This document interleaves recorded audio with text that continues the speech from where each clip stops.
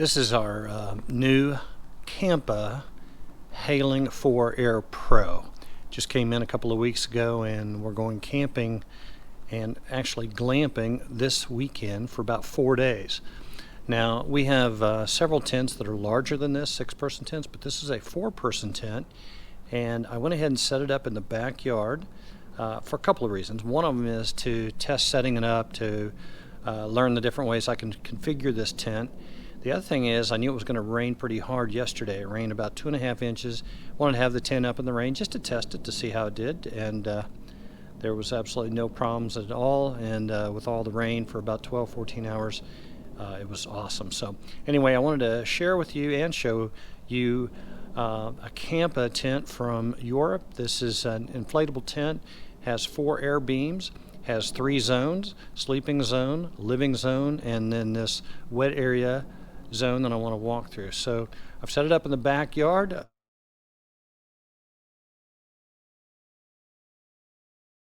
At first, when we walk up, I have an optional piece on it. This is a mesh vestibule, and it actually extends out the tent about 3 feet, and it allows us to have a screened-in patio so that we have more space to entertain or cook or prepare meals or whatever, to enjoy the outdoors without the critters and things that can bother you at night.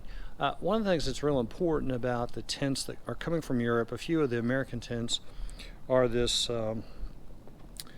what's called no-seam mesh. And as you can see here, this is very, very fine mesh that definitely mosquitoes can't get through, but neither can those itty-bitty critters that can just drive you nuts at night. So when you're buying a tent, one of the most important things I recommend is that you make sure it has no-seam mesh. Now, this particular vestibule just zips on at the top and then extends out, and then down at the bottom there's ways to stake that in, and then it can be rolled back in thirds. I have 1/3 of it rolled back right now so that we can easily walk in, but I wanted to show you different ways you can do this. Now, that's an option, so you don't have this vestibule on the front, so the tent would just end at the top section here, and then the poles would go straight down, the air beam poles. There is no metal in this tent, not even in the stakes.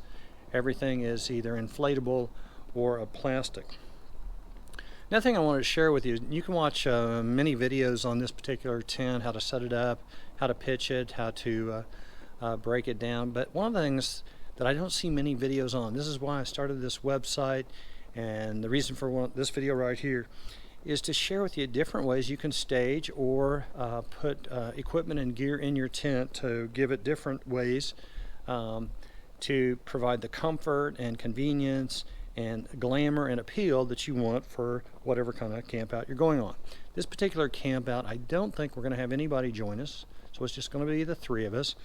We don't need an extra large tent. We don't need a big area for entertaining or living. It's just going to accommodate the 3 of us. So let me walk in now. I'm going to go into the what's called the wet area, because if it were raining, this area would get wet. Probably would not have the ground sheets down, as you can see. I would just have it go right down through the ground. And so have a couple of chairs here on the left. The one thing I really like about these chairs is that they have these side tables, so if we're eating or you have your drinks, you can just pop these side tables up. It's very convenient. We do recommend some sort of rug or something right here to catch mud or dirt. Of course, you never take your boots or shoes into your tent and store them out here. On the right side over here, we have a real nice simple kitchen camping table. This is actually from REI. And as you can see, I'm running electricity down here inside the tent. For glamping, you're going to need electricity for lights and different accessories that you have. But now, because we're inside a tent now, this is mesh, so we could use a propane grill. Never use a propane or gas of any kind grill in an enclosed tent.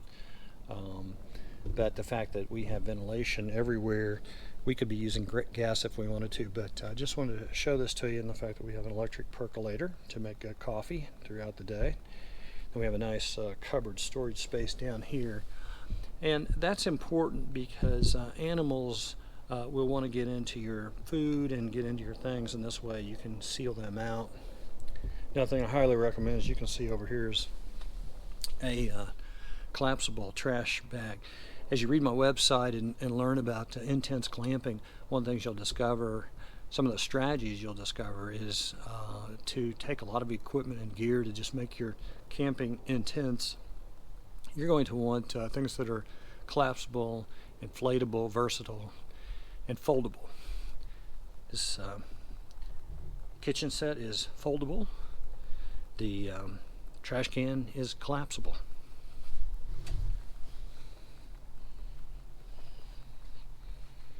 Before we move in here, let me show you the large clear windows on the left side.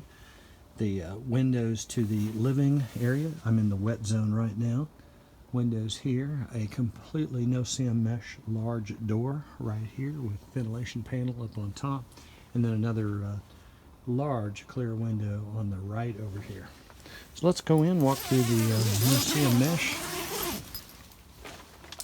And when we first walk in, you can see that there's a bear here on the floor, and we have some wood stool containers, and then moving in on the left side over here, we have a foldable chair again that has a table on the side with shelves, and then it also has storage on the left side with a cooler that can hold, I think, anywhere from 6 to 10 different 12-ounce cans.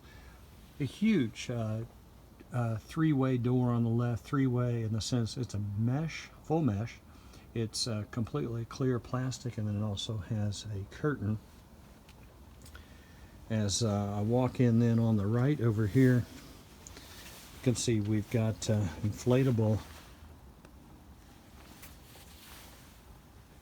couch here, and then the windows here with the curtains halfway up. All of the windows have curtains. Here's one of the curtains halfway up. All of the windows have curtains, and then this meshed panel here has a full solid door, and then there are the curtains over here that you basically just would zip up and seal out or create privacy as needed. Zip that back down.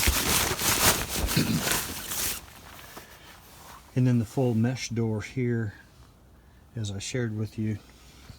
Moving in the back, you can see these are the air beam poles. There are no metal poles in these tents, and that's what creates this structure that is 6'2". I can stand all the way to the edge, all the way 10 feet across to the other side over there. I have a string lights that run across here. They're on remote control, which is right there, and I can control the colors and the amount of light, how bright or how dim. I have carpeting on the floor. Carpeting really makes a difference. And then as we work our way in, this is a 4-person tent. So 2 people can live in this section and 2 people can live in this section over here. The way we configured it for this trip, because there's 3 of us, we're going to put the adults back here. This is a queen size dual motor bed that one motor inflates it up to plush, firm, or standard comfort, and then the other motor actually keeps it inflated all night, and it never loses any of its air. Really nice feature in this particular Kampa is the wardrobe rod right here that you can put in different clothes to keep them wrinkle free, just in case you have intense glamping gear, which I hope you do. You can hang it in here and make sure that it stays nice and crisp and looks good for whether you're camping for a day or you're camping for several weeks. Another really nice feature of this particular tent, and we find in most of the glamping tents that we get from Europe, this is our 5th glamping tent that we own, anywhere from 3-person up to, we have a couple that are 6-person tents. This is a nice little storage pouches here in the center, and in this storage pouches there's 2 4, 6, 8, 10. These things are nice to put keys in, put your phone, put batteries, flashlights, things like that. So different kinds of ways to use this. But anyway, I want to sneak back here and get back here in the inner tent. This is a tent within a tent. And when I say that, what I'm talking about is there's actually a tent here that's inside. This is called an inner tent for sleeping and also for temperature control and things like that. I'm going to turn this light out. I'm in the bedroom of the tent, and now you can see some light, and that's because I have the mesh panel open there and I have the door open here. But what makes the glamping tents really nice, the tents that we're now using out of Europe, is they have this inner tent, I-N-N-E-R, tent within a tent, and they use this very black mesh to actually create, it's almost cave-like. It's so dark. If I were to close that mesh window right there, and I were to close this or zip this up, it would be completely black back here. But what I wanted to do is just give you a view out from inside the tent to kind of show you how beautiful our tent is at night. Even though we're in the backyard right now, you can still imagine what it looks like when you're camping in a state park. You can hear the animals at night or the birds in the morning, but you've got your big picture window here on the left. You've got windows on your left and right. You've got the mesh door. You've got this gorgeous window, huge window mesh door on the right, and then you've got the windows in the front on the vestibule on the left and the right, and then the mesh. But coming back here, you can just see how absolutely beautiful it is to be in this tent at night. And last night when it was raining, it was absolutely just beautiful to sleep and relax and enjoy. But this is what intense glamping is all about. This is living camping in comfort and convenience, and bringing the indoors outdoors. And this tent, as large as it is, this tent's about 10 feet by 17 feet before the vestibule. With the vestibule, it's about 21 feet. This tent can go up in about 15 minutes with one person. With two people, you can have it inflated, you can have it staked, pegged, and everything ready for a major rainstorm. So anyway, just wanted to show you what it looks like from the bedroom out here to the living area. This particular tent, this is about 5 feet by 10 feet, the living area. So 4 or 5 adults can be in here, and a couple of kids and your pets. We always take our dog Coco with us now. And then you've got the windows here on the sides. I just wanted to show you real quick the curtains.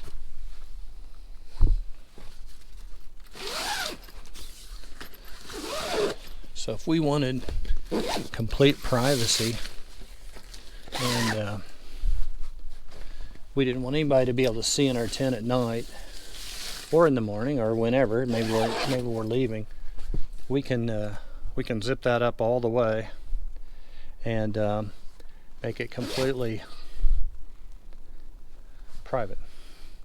We can do that on the door. All the windows can make it completely private. So it's a wonderful way to enjoy your glamping. Now moving outside, I'll move back into the kitchen over here on the left. We could have this outside, or we could have this kitchen inside like this. We were talking about when we actually do go camping, now that we've set this up, and that's another reason for this setup, I think we're going to put the wine closet back over here. That should be a nice area right there for the wine closet. We might put a table here and then move these chairs out front, and we can have this completely open, the vestibule, so it's more like a porch as opposed to a screened-in patio. But anyway, that's how things look, and that's a walkthrough of our newest Hailing 4 Air Pro inflatable 4-person intense glamping tent. I hope this has you excited. I hope you want to learn more about the tents and technology that's available from around the world that you can't just easily buy in America. You've got to go to distributors, and I can help you with that. I can give you the recommendations, the reviews, and then the access to resources where you can get gear, equipment, technology, and innovation like this, so you can take your camping and turn it into intense glamping like you never thought possible. Hope you enjoy.